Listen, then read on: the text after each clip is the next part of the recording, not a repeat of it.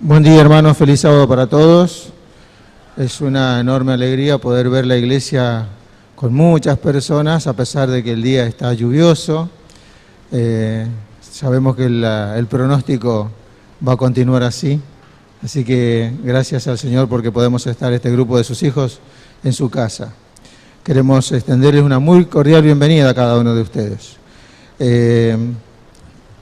También queremos darle la bienvenida a dos personas que se encuentran con nosotros, que han venido a visitarnos a nuestra casa. Viene de Moreno, la Perlita, y también un hermano que viene de Brasil. ¿Los podemos conocer a los hermanos? Si pueden ponerse de pie, por favor. Los hermanos que de Brasil y de la Perlita. Quizás allá, si lo pueden ver arriba. Bienvenidos, hermanos, que se sientan en la casa del Señor. Bien, hoy no tenemos parte especial, solamente quería dar eso como información. Entonces el tema va a ir mucho más ágil. Vamos a informar que la oración de rodillas va a estar a cargo de nuestro querido hermano Maximiliano Flores. Él va a pedir la presencia del Espíritu Santo en este lugar. Y el tema de esta mañana está a cargo de nuestra hermana Susana Hernández. Ella tiene el pan de vida para nosotros, titulado La calidad esencial. Escuchemos con atención el tema de nuestra hermana, porque es la palabra de Dios. Vamos a disponernos para la adoración. Lo vamos a hacer trayendo al alfolí los diezmos y las ofrendas que le vamos a devolver a nuestro Dios. Ya todo está dispuesto, pero vamos a pedirle al departamento de audio que nos pase el videíto de Probad y Ved para después hacer la oración y recoger las ofrendas.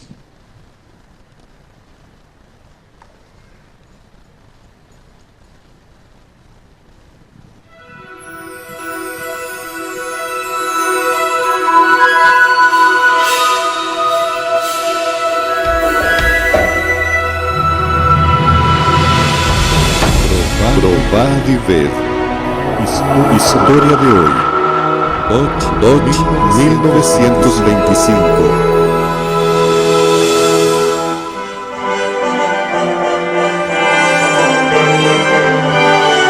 Soy Juan Núñez.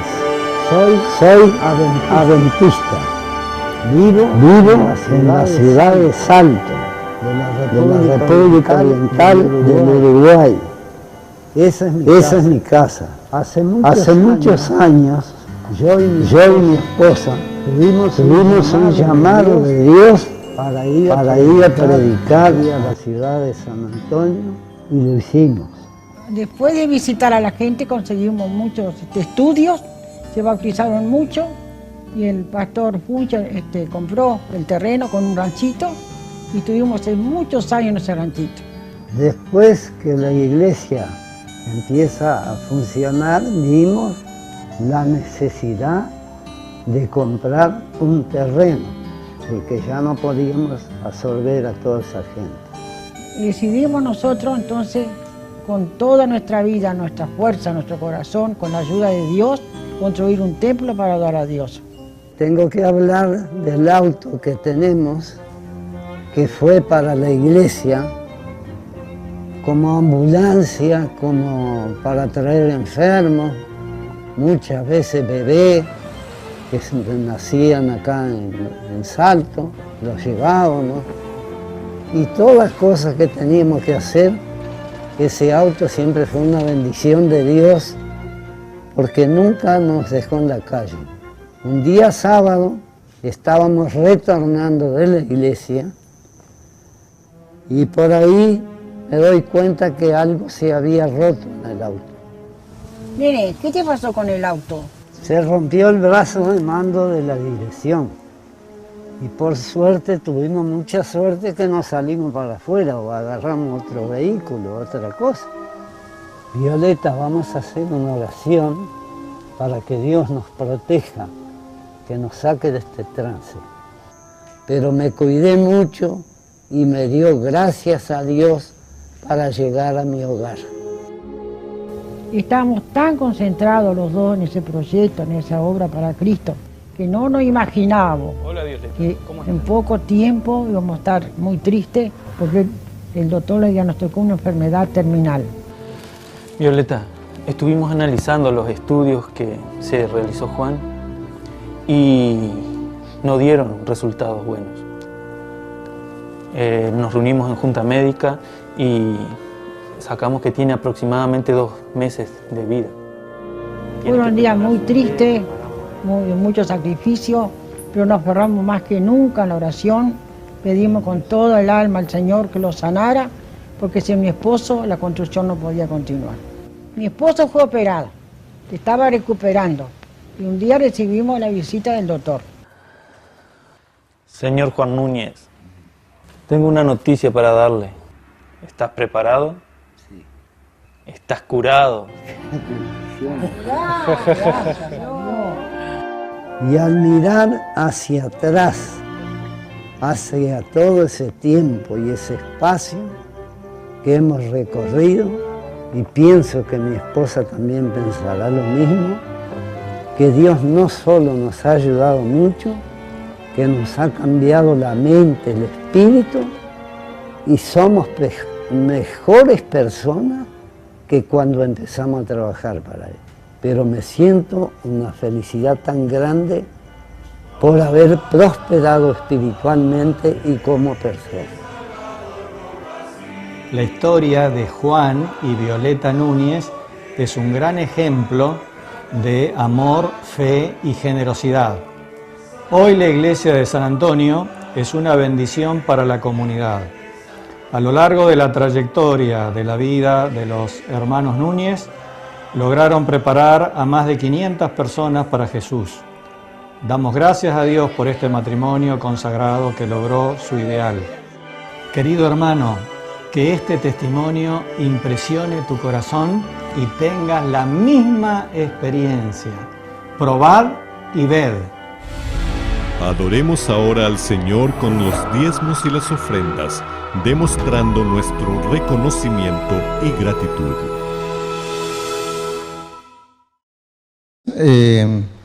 La historia de esta gente contada desde lejos, quede allá lejos. Pero es muy probable que sea a lo mejor tu propia experiencia. Si no lo es, anímate, probad y ved. Es el consejo dado por Jesús para que podamos ponernos en las manos de Él y a través del Espíritu Santo poder lograr cosas como esas. Vamos a orar para que los diezmos y las ofrendas sean bendecidos. Querido Padre que moras en los cielos, te agradecemos, Señor, porque este grupo de tus hijos, Señor, ha venido a adorarte. En este momento lo estamos haciendo, Señor, a través de los diezmos y las ofrendas. Te pedimos de manera muy especial, Señor, que tú toques el corazón de cada uno de nosotros para que al depositar allí las ofrendas voluntarias y los diezmos, estemos dando, Señor, devolviéndote la parte que tú nos pides. Sea poco o sea mucho, Señor, que sea con tu bendición y que lo que a nosotros nos quede, Señor, que también sea con tu bendición. Te pedimos de que bendigas los administradores que tienen a cargo, Señor, la administración de este dinero para que tu causa siga creciendo, Señor. Sabemos toda la falta que esto hace, Señor, para que otras personas puedan tener lugares y formas, Señor, de poder conocerte mejor. Ayúdanos a poder ser fieles hijos tuyos, ahora y siempre. Te lo pedimos en el nombre de Jesús. Amén.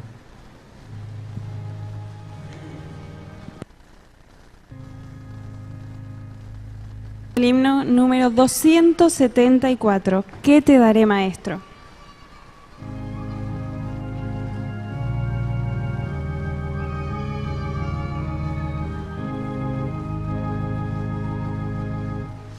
¿Qué te daré, maestro? Moriste tú por mí. Menos daré de lo que me das, o todo te entregaré. Mi Salvador Jesús, te diste tú por mí. Lugar de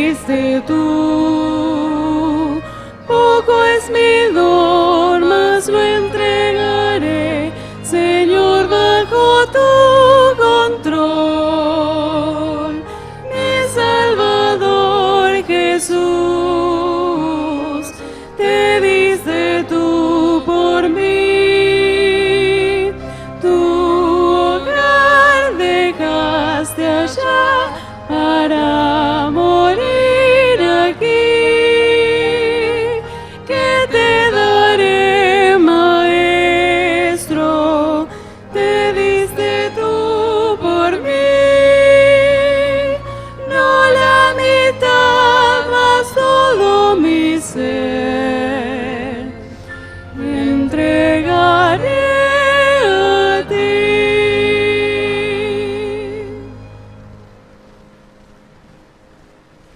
Cantaremos las estrofas del himno número 138 de Mi amante Salvador, y para ello nos pondremos de pie.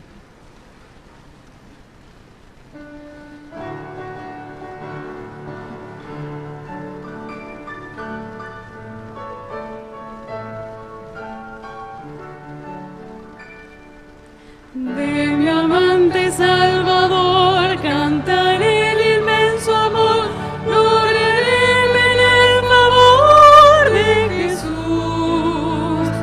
De tinieblas me llamó, de cadenas me libró, de la muerte me salvó mi Jesús. Mi Jesús, mi Jesús, cuán precioso es el nombre de Jesús. Con su sangre me limpió, de su gozo me llenó, de su vida me dotó mi Jesús. Oh, qué triste condición de mi impío corazón, lo salvó de perdición mi Jesús. Mi pecado perdonó, de la ruina me salvó, de la angustia me sacó mi Jesús. Mi Jesús, mi Jesús, cuán precioso es el nombre de Jesús. Con su sangre me limpió, de su gozo me llenó, de su vida me dotó mi Jesús. Por el mundo al vagar, solitario sin hogar, ignoraba el amor de Jesús. Mas las lágrimas de ayer han pasado y hoy placer ya comienzo a tener en Jesús. Mi Jesús, mi Jesús, cuán precioso es el nombre de Jesús. Con su sangre me limpió, de su gozo me llenó, de su vida me dotó mi Jesús.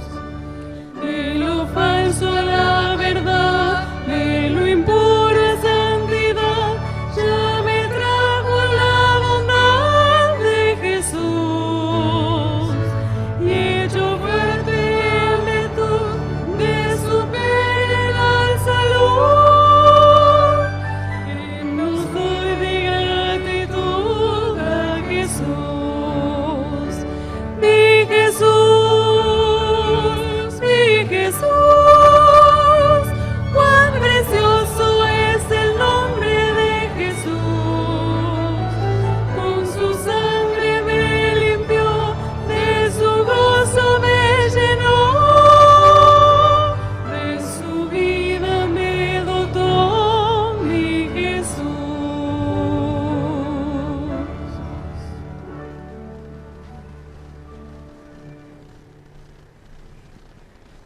Feliz sábado, hermanos. Los invito a que nos postremos para hablar con el Señor.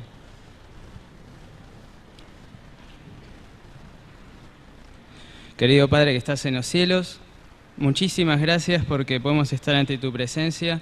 Muchísimas gracias por este sábado que nos estás regalando, pues es hermoso, porque tenemos vida, salud, podemos sentir la lluvia entre nosotros. Muchas gracias porque podemos llamarte Jesús, mi Jesús. Gracias porque nos das gozo que nos llena nuestra vida, porque con tu sangre nos limpias nuestros pecados, porque te tenemos. Muchísimas gracias. Te pedimos ahora, Padre, que nos bañes en tu Espíritu Santo, que acompañes a Susana, que tú estés hablando por medio de ella y que las palabras que vengan sean solamente de ti y que sean curación para nosotros, que sean de unión para nosotros, que podamos salir y estar más unidos contigo, Padre. Guíanos, te lo pedimos en tu santo nombre. Amén.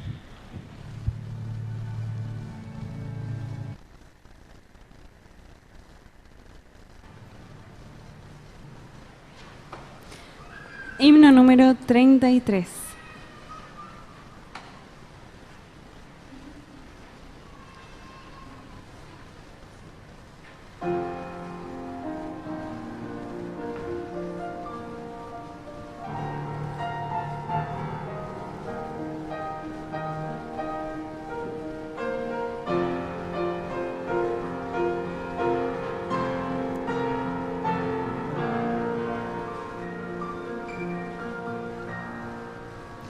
Tu presencia,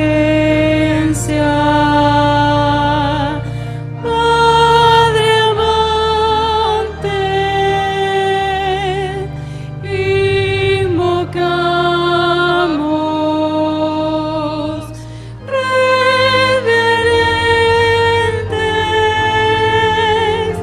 nuestro ser y amor. Ofrendamos, Señor, y la gloria de tu verdad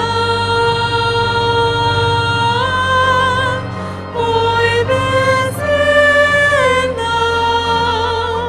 a este lugar.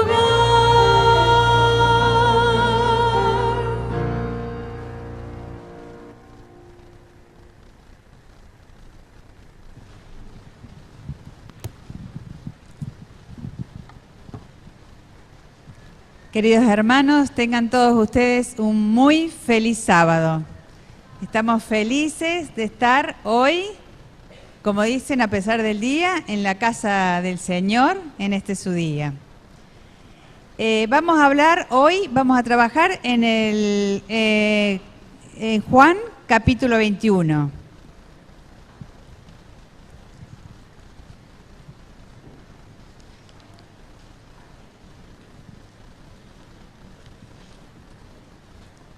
Vimos en el trimestre pasado, en el tema de escuela sabática, el discipulado. ¿Cuántas veces hemos hablado de la Gran Comisión? Y quizás no hemos apreciado la magnitud y la profundidad de esta comisión que nos dejó Jesús. Vamos a leer en el capítulo de Juan, en el capítulo 21, del versículo 1 al versículo 13. Después de esto, Jesús se manifestó otra vez a sus discípulos junto al mar de Tiberias, y se manifestó de esta manera. Estaban juntos Simón Pedro, Tomás llamado el Dídimo, Natanael, el de Caná de Galilea, los hijos de Zebedeo y otros 2 de sus discípulos.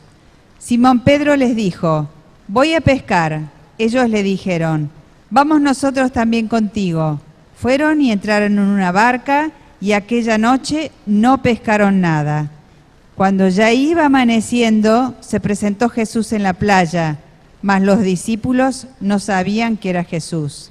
Y les dijo: hijitos, ¿tenéis algo de comer? Le respondieron: no. Él les dijo: echad la red a la derecha y hallaréis. Entonces le echaron, y ya no la podían sacar por la gran cantidad de peces. Entonces aquel discípulo a quien amaba Jesús dijo a Pedro: es el Señor. Simón Pedro, cuando oyó que era el Señor, se ciñó la ropa porque se había despojado de ella y se echó al mar. Y los otros discípulos vinieron con la barca, arrastrando la red de peces, pues no distaban de tierra sino como 200 codos. Al descender a tierra vieron brasas puestas y un pez encima de ellas y pan. Jesús les dijo: traed de los peces que acabáis de pescar. Subió Simón Pedro y sacó la red a tierra, llena de grandes peces, 153, y aún no siendo tantos, la red no se rompió. Les dijo Jesús: venid, comed. Y ninguno de los discípulos se atrevía a preguntarle: ¿tú quién eres?, sabiendo que era el Señor. Vino pues Jesús y tomó el pan y les dio, y asimismo del pescado. Vemos en el versículo 1 que dice Jesús se manifestó. Hay constatada en la palabra 13 manifestaciones luego de la resurrección de Jesús hasta la ascensión definitiva al cielo en un periodo de 40 días. La palabra manifestó subraya la idea de que ya Jesús ya no está ahora con los hombres como lo había estado antes en plena humanidad. Esta manifestación fue anunciada por el propio Jesús inmediatamente de la resurrección en la tumba, cuando les ordena a los discípulos ir a Galilea, que ellos iban a ir, que él iba a ir allí a su encuentro. Aquí se está cumpliendo la promesa. Vamos al versículo 2. ¿Cuántos discípulos había? Estaban Simón Pedro, Tomás, Natanael, los hijos de Zebedeo, que eran Juan y Santiago. Vemos que Juan omite aquí su identidad en una muestra de humildad, y otros dos que no se nos dice quiénes son, no se los nombra. Hay 7 discípulos. Vamos a ver cómo fue el llamado de Simón Pedro. Volvamos al mismo Evangelio de Juan, el capítulo 1. Capítulo 1, versículos 40 y 41. Versículo 40. Andrés había estado el día anterior con Jesús. Dice, Andrés, hermano de Simón Pedro, era uno de los 2 que habían oído a Juan y habían seguido a Jesús. Este, o sea Andrés, halló primero a su hermano Simón y le dijo, hemos hallado al Mesías. Acá vemos a un Andrés que había tenido un encuentro con Jesús. Tal había sido su impresión, que ¿qué es lo que hace en forma inmediata? Lo primero que hace es comunicarlo a quien él tiene más cerca, en este caso a su hermano. Vemos entonces a un Andrés cuyo primer deseo de su corazón convertido es llevar a otra persona a Jesús. Fíjese que todavía nadie había recibido la gran comisión dada por Jesús antes de su ascensión. Sin embargo, el deseo primero de su corazón es ir y llevar esta obra, este gozo de la salvación a quien más cerca tiene. En este caso, su hermano Pedro.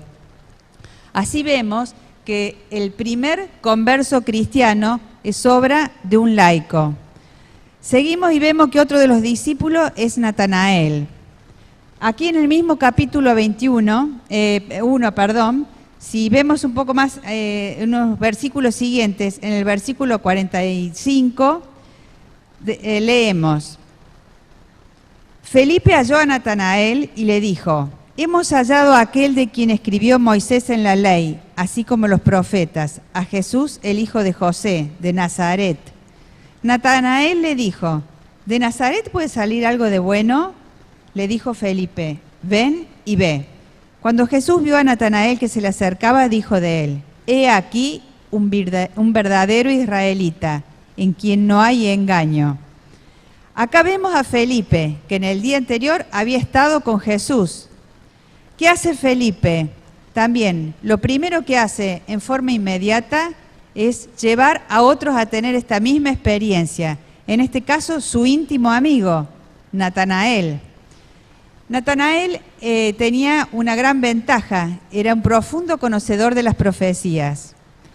Había estado orando y meditando en las profecías acerca de si a que predicaba Juan el Bautista, a este Jesús, era realmente el Mesías. Natanael vivía en Caná, era cercano a Nazaret. Conocía Nazaret, era una aldea decadente. Estaba alejada de lo que es Israel en las afueras de Israel. No es nombrada, Nazaret es una aldea realmente insignificante, no es nombrada ni en el Antiguo Testamento, ni por Flavio Josefo, ni el Talmud, ni los apócrifos. Por lo cual la duda de Natanael tiene fundamentos. cuando le dice, ¿puede salir algo bueno de Nazaret? Por otro lado, como buen conocedor de las profecías, sabía que el Mesías no era oriundo de Nazaret, sino de Belén. Ante la pregunta de Natanael, de si podía salir algo bueno de Nazaret, Felipe le dice, ven y ve. Fijémonos que no argumenta, invita a su amigo a que tenga la misma experiencia que él tiene. Y le dice, ven conmigo, yo te acompaño. No le dice, andá y fíjate. Lo acompaña a tener la misma experiencia que él ha tenido. Cuando Jesús lo ve a Natanael, le dice, he aquí un verdadero israelita. ¿Qué quiere decir un verdadero israelita? No es el que tiene el descendiente de Abraham o del linaje de Abraham, sino aquel que elige vivir en armonía con la voluntad de Dios, tal como nos describe Juan en el capítulo 8. Le dice, en quien no hay engaño. Fíjense que no dice en quien no hay pecado, en quien no hay engaño. Engaño literalmente significa carnada. Figuradamente significa ardid, que utiliza la hipocresía para convencer a los hombres. Natanael tiene un corazón sincero. Él quiere saber, expresa sus dudas en forma sincera y está abierto, sin prejuicios, a conocer la verdad. Acá vemos que Cristo le dice, mientras estaba en la higuera, justamente debajo de la higuera, la usanza israelita se utilizaba para estar meditando, orando en paz. Ahí estaba Natanael, y ahí le dice Jesús, mientras estabas debajo de la higuera yo te vi, mucho antes del encuentro. Esto nos habla de que Cristo nos conoce mucho antes de que nos percatemos de ello.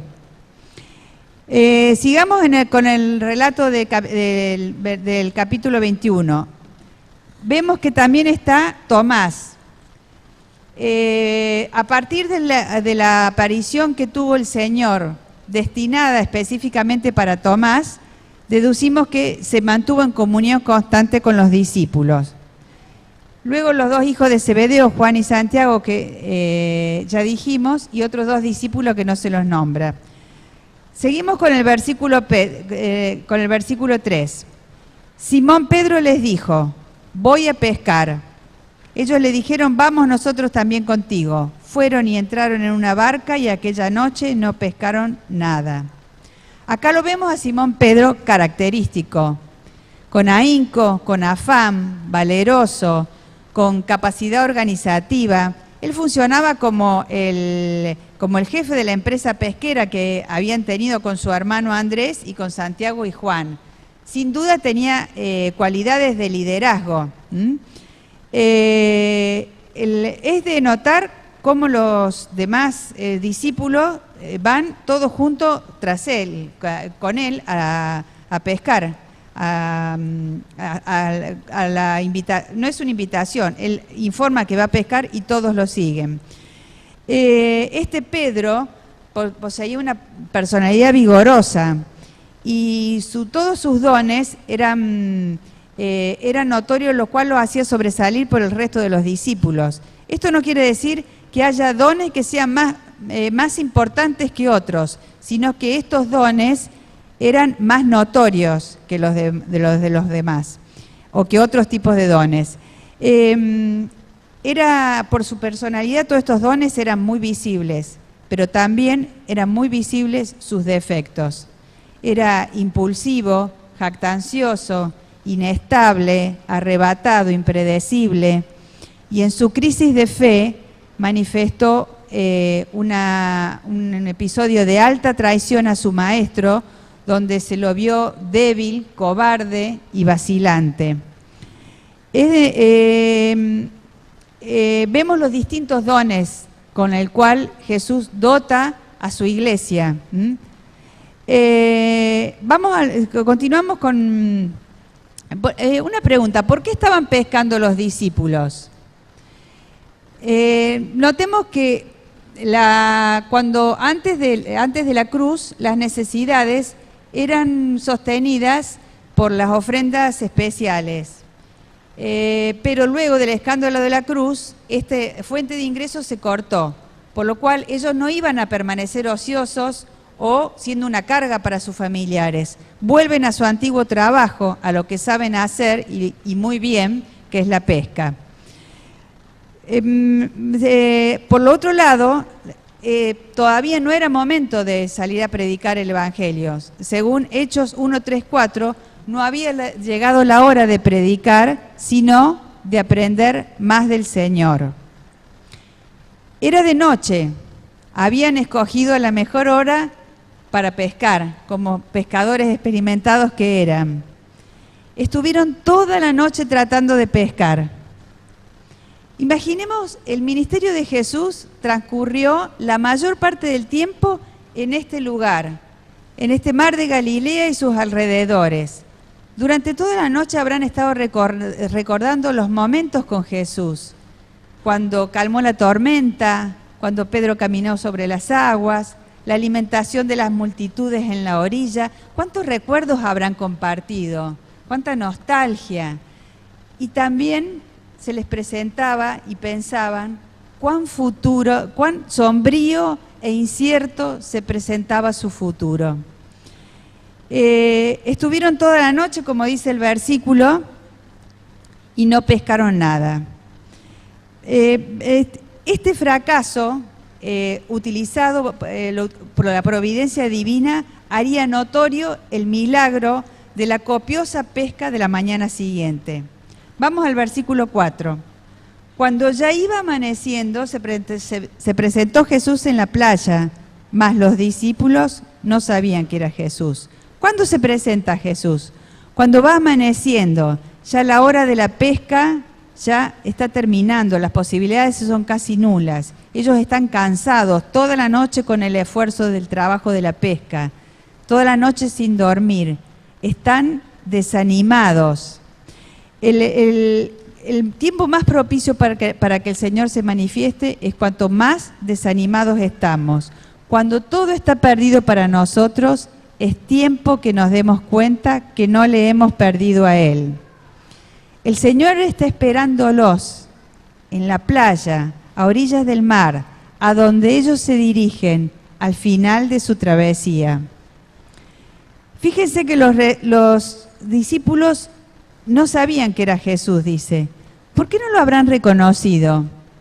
Quizás porque la incredulidad cerró su entendimiento, como les pasó a los discípulos de Maús, cuando iban caminando al lado de él y él les iba hablando y ellos no sabían que era Jesús. Quizás porque se presentó en una forma diferente, como le pasó a María inmediatamente luego de la resurrección, que tampoco lo reconoció. Quizás porque había poca luz, todavía no había la luz suficiente. La lejanía no sería un factor, puesto que ellos oyen perfectamente cuando Jesús inicia el diálogo. Vemos que Cristo está mucho más cerca de nosotros de lo que imaginamos. Sigamos con el versículo 5. Y les dijo: hijitos, ¿tenéis algo de comer? Les respondieron: no. Hijitos también puede ser traducido como muchachos. Es una forma muy cariñosa de llamarlos. Llama su atención mostrando el amor, la ternura y la compasión que tenía por sus discípulos. La pregunta en griego es negativa, es como si les preguntara: ¿verdad que no tenéis nada de comer? Resalta que ha sido un fracaso. Parece decirle: sin mí nada podéis hacer, y por eso te voy a decir el camino. Sin mí no tenéis nada de comer, pero yo te estoy preparando el desayuno. Esta respuesta de los discípulos no le hacía falta a Jesús para saber que no habían pescado nada. Pero quienes deseen ser colmados con las bendiciones del Señor deben reconocerse a sí mismos ante Él necesitados y vacíos. Cuanto más necesitados estamos y en graves apuros, Sabemos lo que es orar. Sigamos con el versículo 6. Él les dijo, echad la red a la derecha de la barca y hallaréis. Entonces le echaron y ya no la podían sacar por la gran cantidad de peces. Con el fin de impresionar y profundizar la escena, el Señor realiza este milagro. Su acto era una renovación de la obra asignada a los discípulos. La cruz no había disminuido en nada el encargo a ellos. Mientras estuviesen haciendo la obra del Señor, Él proveería todas las necesidades. Si trabajaban en relación con el esfuerzo combinado divino-humano, no podían fracasar. Y esta consideración debe estar presente hoy en nosotros cuando trabajamos para el Señor. Sabemos que la obra es del Señor y no puede fracasar. La orden que les da a estos experimentados pescadores, echar la red, fíjense que muestra su poder divino, ya había mostrado su amor, con lo cual los discípulos la obedecen inmediatamente. ¿Se acuerdan en la pesca la anterior pesca milagrosa cuando Jesús estaba humanamente con ellos, en Lucas 5? Cuando le dicen, no pescaron nada, le dicen, echen la red en el otro lado. Pedro, ¿qué le dice? Señor, ya estuvimos toda la noche, sabemos lo que hacemos, no sacamos nada. Buah, porque lo pedís vos, la vamos a echar. Fíjense acá, no hay absolutamente ninguna objeción. En forma inmediata echan la red, entran en la línea de obediencia. Ya sus muestras de orgullo han disminuido o desaparecido. Sigamos con el versículo 7. Entonces aquel discípulo a quien Jesús amaba dijo a Pedro, es el Señor. Simón Pedro, cuando oyó que era el Señor, se ciñó la ropa porque se había despojado de ella y se echó al mar. Aquí vemos a Juan. Juan entiende primero, Pedro actúa primero.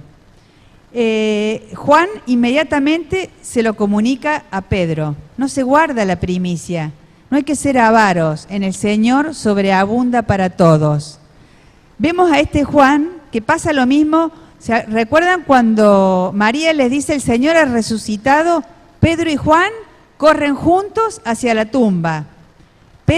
Juan llega primero, porque corre más a prisa, quizás porque es más joven, pero en la puerta de la tumba se detiene y observa, mira los lienzos y el sudario, entiende primero.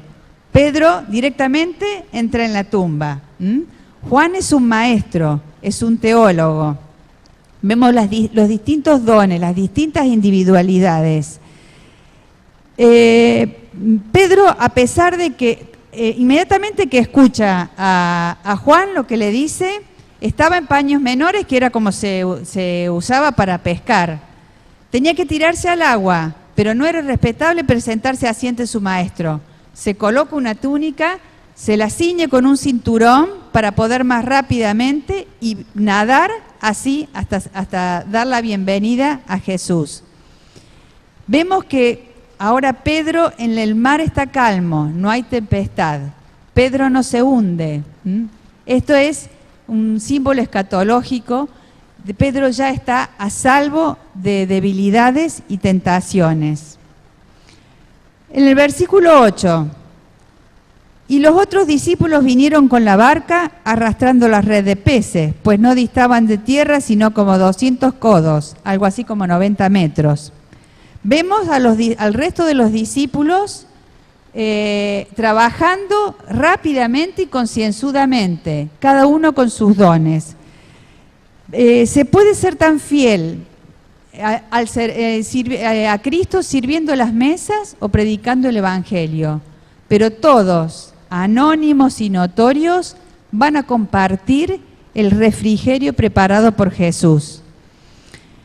Sigamos con el versículo 9. Al descender a tierra, ¿qué vieron? Brasas puestas y un pez encima de ellas y pan. Una escena sumamente agradable, acogedora. había un fuego, calor. Esto les permitiría recuperarse de toda la humedad y estar mojados durante toda la noche. La narrativa sugiere como que el fuego era algo nuevo, que no lo habían visto. Tanto el fuego como el trigo y el pez es obra de la creativa del Señor para ese momento. Fíjense que el Señor no les dio un sermón. Recordemos que ellos habían venido del fracaso en el Getsemaní, en la cruz, sino que provee todas las necesidades del momento. Esto nos da ánimo a nosotros para saber que Jesús proveerá todas nuestras necesidades. Sigamos con el versículo 10. Jesús les dice: traed de los peces que acabáis de pescar.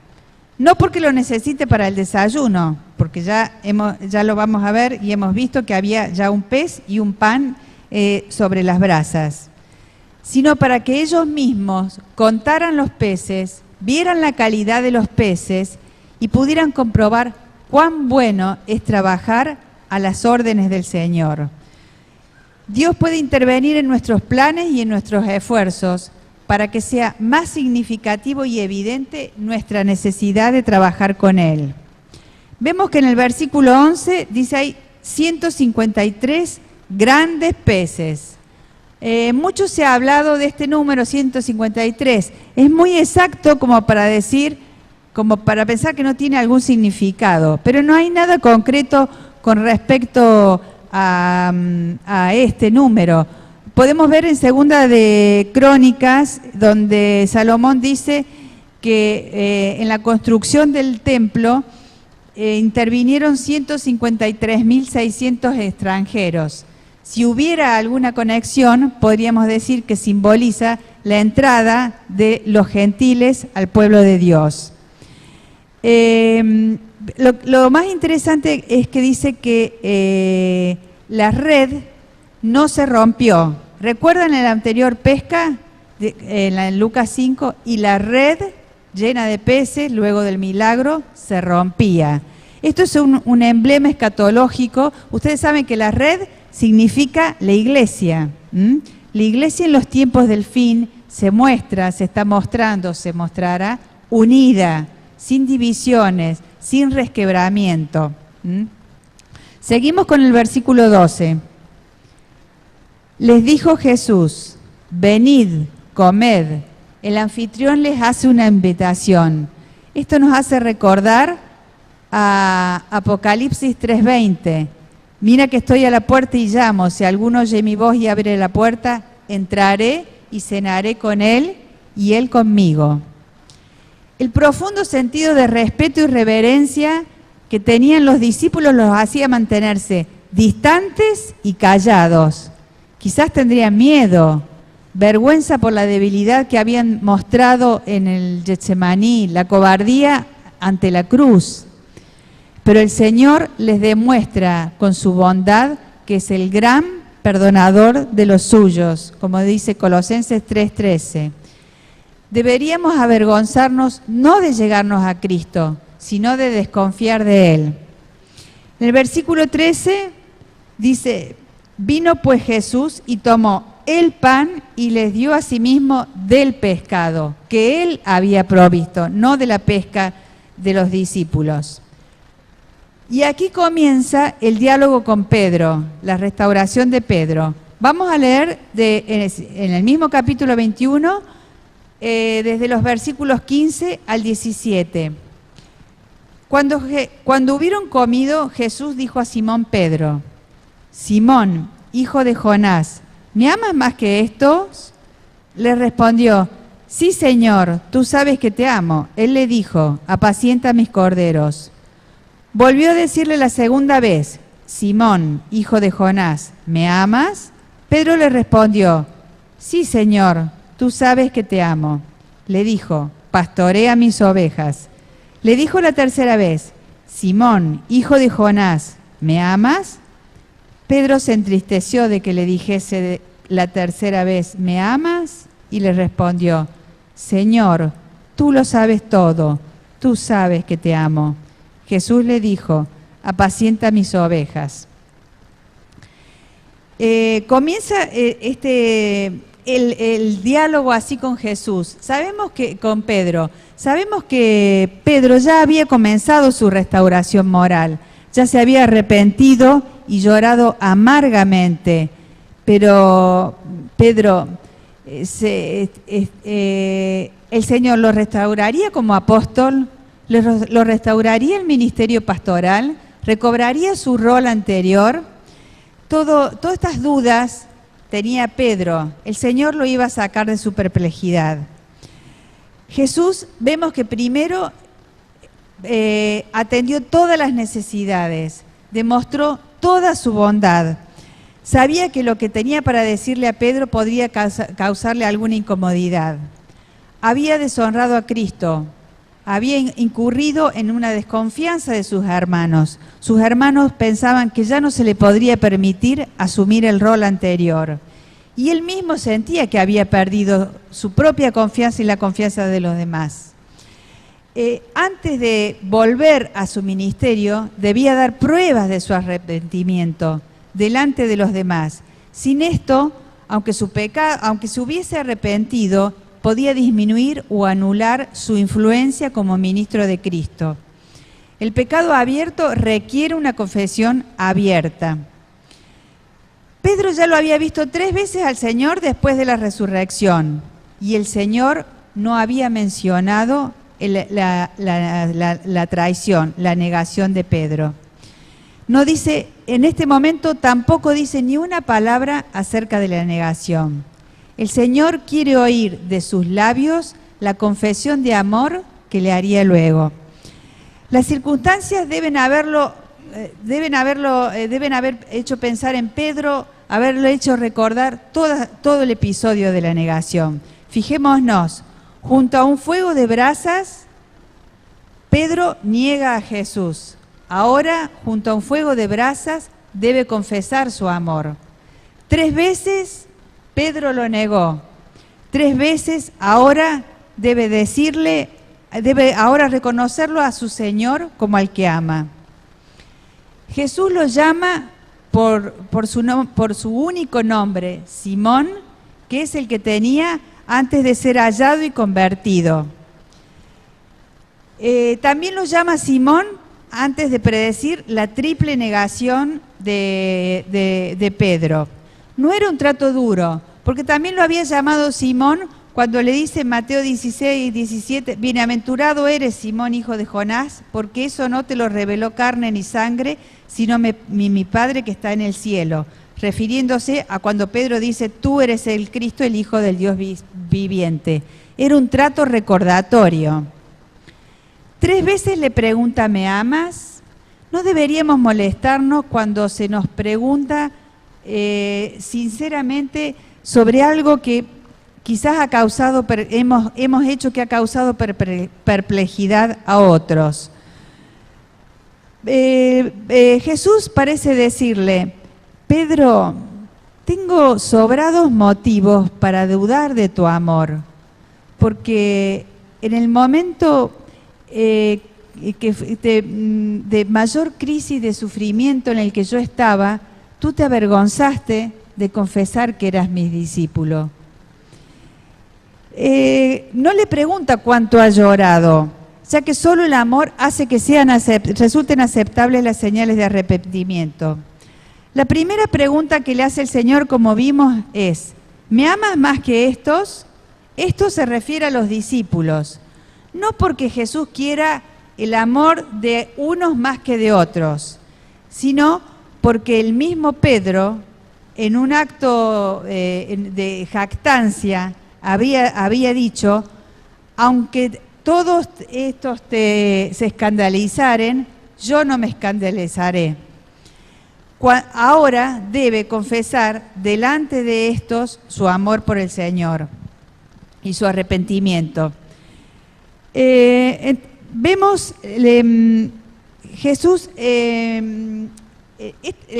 Pedro ya no, esta elevación que tuvo con esta respuesta tan jactanciosa fue lo que motivó la caída posterior. Analicemos las respuestas de Pedro. La primera respuesta le dice, sí, Señor, sabes que te amo. Ya no se compara con los demás. Pedro no tiene pretensiones de amar a su Señor más que lo que lo aman el resto de los discípulos.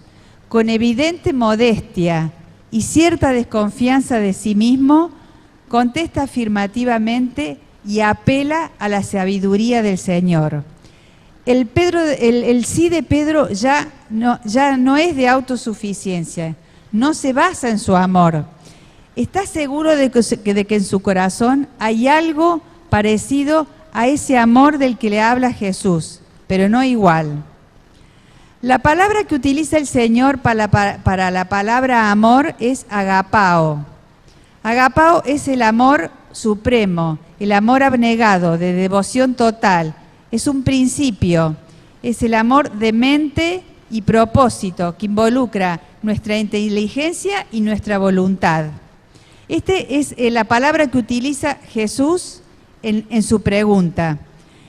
Pero Pedro, en su respuesta, utiliza otra palabra con un significado parecido, pero algo menor. La palabra fileo, que implica el amor de sentimiento y emoción, el amor subjetivo de afecto. Pedro, en lugar de jactarse como si tuviera conocimiento, como si supiera realmente el estado de su propio corazón, se sitúa a sí mismo como dependiente del conocimiento penetrante del Señor. Le dice, tú sabes que te quiero. En la segunda y tercera pregunta, el Señor ya no dice más que a esto, porque Pedro ya lo ha omitido. Cuando vemos en el versículo 17, que cuando Jesús le pregunta por tercera vez, Pedro se entristece. Habrá recordado las 3 veces que él lo negó. Y el Señor en esta tercera pregunta ya no utiliza el término agapao, sino fileo, el mismo término para amor que utilizó Pedro en su respuesta. Baja el nivel de Pedro y ahora para poner a prueba este amor más humilde que Pedro dice tener por su Señor. Pedro está convencido que tiene este amor más humilde por su Señor, pero no quiere recurrir a nada que haya en sí mismo. Una vez más, recurre a la omnisapiencia del Señor. En su respuesta, omite el sí, pero agrega otra al verbo saber. En la traducción dice, tú lo sabes todo, tú sabes que te amo. Mejor traducido es, tú lo sabes todo, tú conoces que te amo. El verbo saber es el que implica el saber, adquirir conocimiento a través de todos nuestros sentidos y razón. El verbo conocer implica mucho más que eso, implica el conocimiento experiencial, el conocimiento que indica que todos estamos... todo tiene nuestro compromiso afectivo, nuestro compromiso amoroso, es decir, una experiencia que nos involucra en todo nuestro ser. Pedro así invita al Señor a que dé testimonio de algo que el Señor sabe muy bien, no solo por su conocimiento universal de todas las cosas, sino por su especial penetración en las tinieblas del corazón de Pedro. Pedro se satisface con que Jesús, que sabe todo, conoce la sinceridad con la que ha expresado su afecto. Es un consuelo saber que Jesús conoce nuestro corazón más que nosotros mismos. Con esta tercera respuesta se ve que en el corazón de Pedro ya no hay nada de su antiguo orgullo y de su jactancia. Es un corazón humilde, sincero y entregado. El encargo de Jesús. Jesús quiere encomendarle sus ovejas. En este rebaño de Jesús hay tiernos corderos inmaduros y ovejas proclives a extraviarse sin saber por sí solas volver a su redil. 3 veces le repite el encargo Jesús. Utiliza 2 verbos, apacienta y pastorea. Apacentar significa dar pasto. Cuando es aplicado a las personas es dar la palabra, la doctrina. La doctrina es el alimento espiritual. Pastorear es conducir a las ovejas, no solo hacia donde está el alimento, donde está el agua, hacia lugares seguros, sino por caminos seguros por donde puedan ir absolutamente libres de todo peligro, tanto externo como caminos que sean idóneos. Estos 2 aspectos del ministerio pastoral están bien descritos en Efesios 4:11.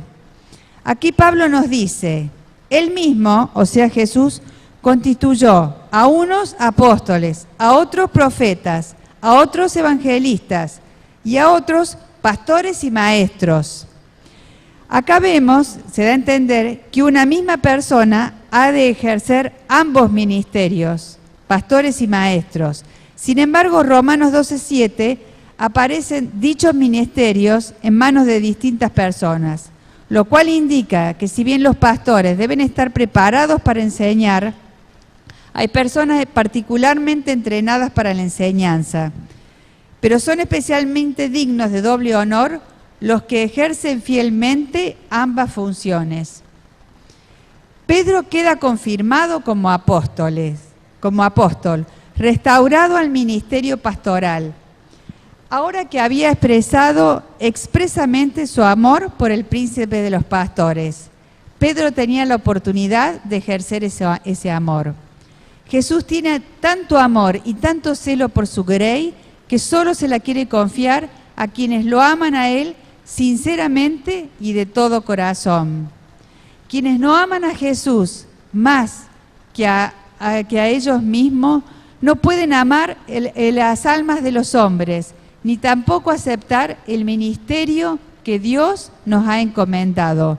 Solamente el amor de Cristo puede constreñirnos a fin de ejercer el ministerio con diligencia, sin temor a los hombres y a las dificultades.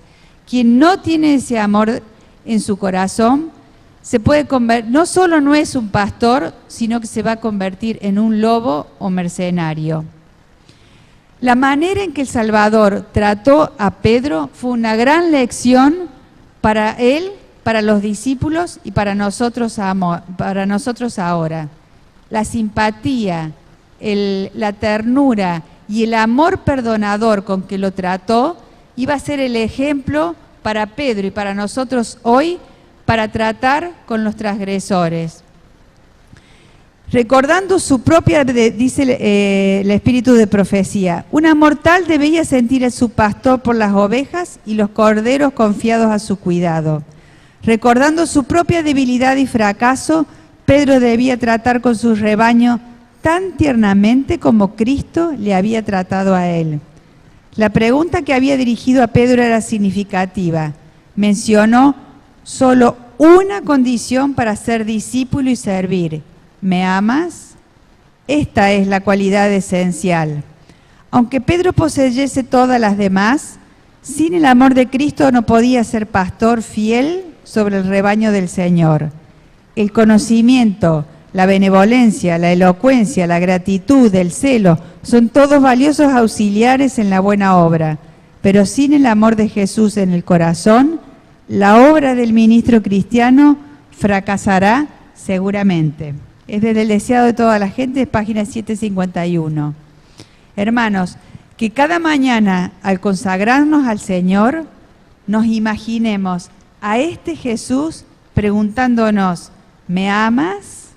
Y así como Pedro, abramos nuestro corazón para que Él dé testimonio del estado de nuestro corazón y nos llene y nos colme de ese amor necesario para seguir siendo fieles a Cristo y a la obra que nos ha encomendado.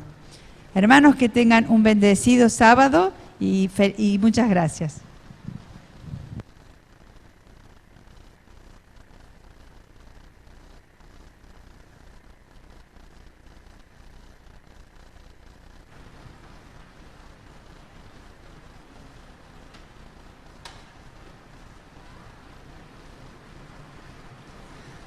Vamos a finalizar esta reunión con el himno número 567, Cien valles de peligros. Los invito a ponerse de pie. Sí.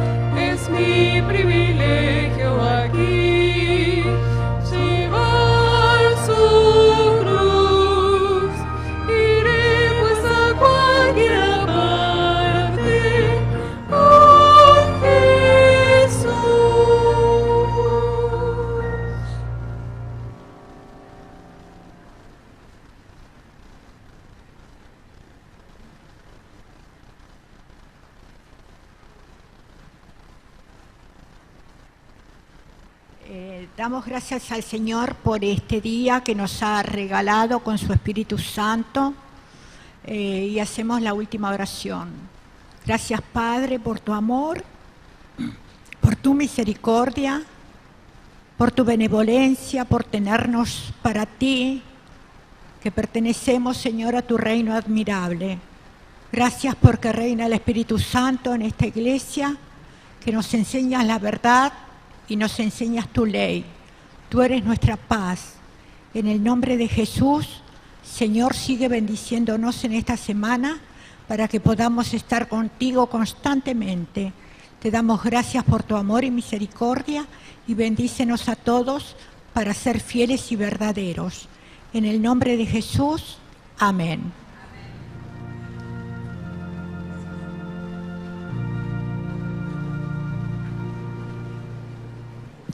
Himno 341, más cerca del hogar.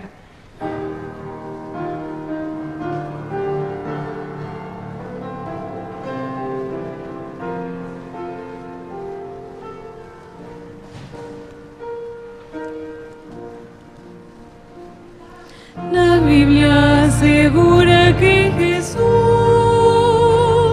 muy pronto en las nubes volverá.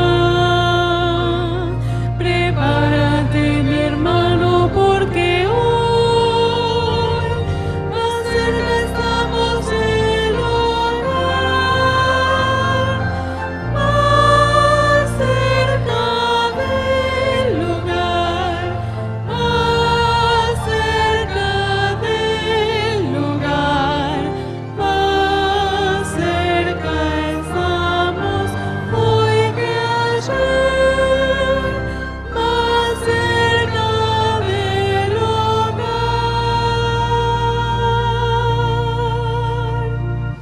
La hora ya debemos terminar, pues muchos necesitan conocer las buenas nuevas